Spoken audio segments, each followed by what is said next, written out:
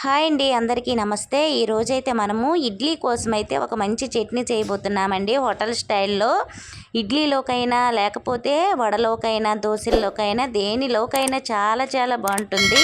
అలాగే మన ఛానల్ని ఎవరైనా సబ్స్క్రైబ్ చేయకపోతే దయచేసి సబ్స్క్రైబ్ చేసుకోండి. ఇప్పుడు మనము వీడియోలోకి వెళ్దామా? మరి ముందుగా స్టవ్ మీద కళాయి పెట్టుకోవాలి. 1 స్పూన్ వరకు ఆయిల్ వేసుకోవాలండి. ఆయిల్ హీట్ ఎక్కిన తర్వాత 1 కప్పు పల్లీలను వేసుకొని స్టవ్ని మీడియం ఫ్లేమ్లో పెట్టి ద్వారగా వేగనివ్వాలండి. మరీ ఎక్కువగా వేగించకండి, ఎందుకంటే మనం వేసిన ఇంగ్రీడియంట్స్ అన్నీ స్లో ఫ్లేమ్లో పెట్టి వేపుకోవాలండి. లేకపోతే ఒకేసారి పెద్ద మంట పెట్టిస్తే తొందరగా మాడిపోతాయి. అందుకనేసి అయితే మనము ఇవి ఒక 50% వేగిన తర్వాత దీనిలో మన కారాన్ని బట్టి పచ్చిమిరపకాయలు వేసుకోవాలి. పచ్చిమిరపకాయలు వేసేటప్పుడు చిన్న ఘాట్లు పెట్టుకొని అయితే వేసుకోవాలండి, లేకపోతే పైకి తుల్లుతుంది.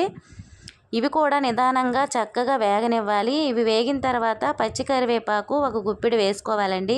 పచ్చికరివేపాకు ఆరోగ్యానికి చాలా మంచిది. అలానే చట్నీ కూడా చాలా చాలా టేస్ట్ వస్తుందండి ఈ కరివేపాకు వేయడం వల్ల. అలానే దీనిలో ఇప్పుడు ఏ కప్పుతో పల్లీలు తీసుకున్నామో అదే కప్పుతో పుట్నాల పప్పు కూడా వేసుకోవాలి. పుట్నాల పప్పు వేయడం వల్ల మంచి టేస్ట్ వస్తుందండి చట్నీ. వేపిన శనగపప్పు అంటారు కదా, అదే వేసుకోవాలి దీనిలో.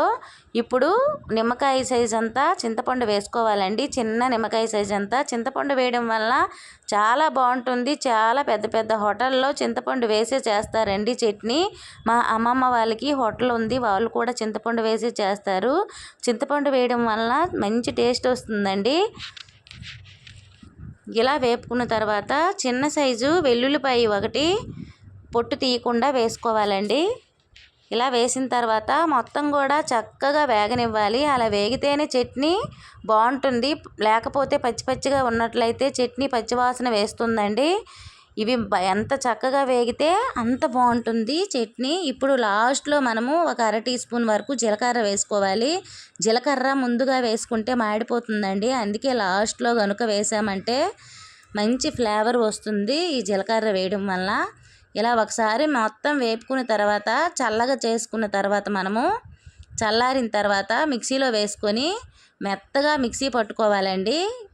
ఎప్పుడైనా పల్లీలకి పొట్టు తీయకుండానే చేసుకోవాలి. పొట్టులోనే ఎక్కువ మనకి ప్రోటీన్స్ అనేవి ఉంటాయి, ఎందుకంటే పల్లీలు ఆరోగ్యానికి చాలా మంచిది కదా. చూసారు కదా, చక్కగా అన్నీ కూడా వేగిపోయాయి. పైన పొట్టు ఎలా వస్తుందో పల్లీలకి. ఇప్పుడు దీనిలో కొంచెం వాటర్ వేసుకొని బాగా మెత్తగా మిక్సీ పట్టుకోవాలండి. వాటర్ వేయడం మీకు చూపించలేదు, మీకు తగినంత వాటర్ వేసుకొని మెత్తగా మిక్సీ పట్టుకున్న తర్వాత ఈ ముద్ద మనము కొంచెం స్టోర్ చేసుకొని ఉంచుకోవాలంటే పక్కకు తీసుకొని ఫ్రిడ్జ్లో పెట్టుకుంటే ఒక 2 రోజులు ఉంటుంది. అప్పుడు మనము తాలింపు వేసుకున్నా బాగుంటుందండి. ఇప్పుడైతే నేను ఇందులో కొంచెం వాటర్ వేసుకొని సాల్ట్ వేసుకొని ఇలా మొత్తం కలుపుకోవాలండి ఒకసారి. చాలామంది కొంచెం పలసగా ఇష్టపడతారు, కొంతమంది చిక్కగా ఇష్టపడతారు కదా. మీకు ఎలా నచ్చితే అలా వాటర్ వేసుకొని కలుపుకొని తగినంత సాల్ట్ వేసుకొని ఒకసారి మొత్తం ఇలా కలుపుకోవాలండి. ఇప్పుడు స్టవ్ మీద ఒక కళాయి పెట్టుకొని తాలింపు కోసము 1 స్పూను ఆయిల్ వేసుకోవాలండి. మరీ ఎక్కువ ఆయిల్ అవసరం లేదు. ఆయిల్ వేసుకున్న తర్వాత 1/2 టీ స్పూన్ పచ్చిశనగపప్పు, 1/2 టీ స్పూన్ వరకు మినప్పప్పు, అలానే 1/2 టీ స్పూన్ ఆవాలు, 1/2 టీ స్పూన్ జీలకర్ర, ఎండుమిరపకాయలు, కరివేపాకు అన్నీ కూడా స్టవ్ని మీడియం ఫ్లేమ్లో పెట్టే వేపాలండి, మాడిపోకుండా ఉండాలి. ఒక 2-3 ఎండుమిరపకాయలు కూడా వేసుకోవాలి. తాలింపు మాడిందంటే చట్నీ అనేది టేస్ట్ మారిపోతుంది. ఇక్కడ తాలింపు వేపేటప్పుడు చూసుకొని అయితే వేపుకోవాలి. ఇలా మొత్తం వేగిన తర్వాత ఈ తాలింపుని చట్నీలో వేసుకోవడమేనండి. చాలా చాలా బాగుంటుంది, మీరైతే తప్పనిసరిగా ట్రై చేయండి.